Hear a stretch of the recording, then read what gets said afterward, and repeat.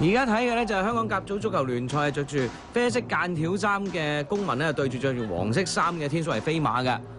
咁上半場啦，見到啊黎耀昌底線出個波埋嚟頭槌解圍先，跟住再一頭作翻出嚟睇下公民可唔可以打個突擊啦，鬥過嚟。哎呀，但係咁樣咧就斷咗，但係唔緊要啊，後邊仲有啊6號嘅楊志倫啊嚟一個粒射，哎呀爭少少咋，搞到天水圍飛馬嘅門將啊！因為李漢浩咧都非常之狼狽啊！呢個波好啦，左路睇下呢球波，天水圍飛馬點啦？底線一出個波埋嚟，卡尼祖，哎呀門前輕輕一剔個波埋去遠處，好可惜啱啱柱邊出界嘅啫。咁卡尼祖咧，其實呢場波咧佢都有好多嘅機會㗎。睇下呢個波啦，左腳拉個波埋去，好可惜係過唔到咧，謝德謙嘅射波嘅咧就係6號啊。陸冠邦啊！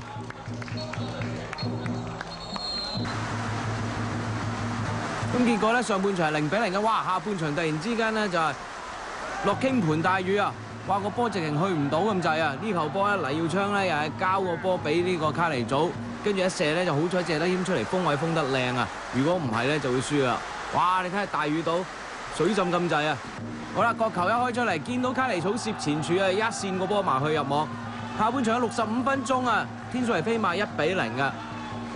咁其實睇到呢球波個角球咧，得唔係好高㗎。卡尼祖就醒目啦，衝去前柱一線個波埋去咧就入啦。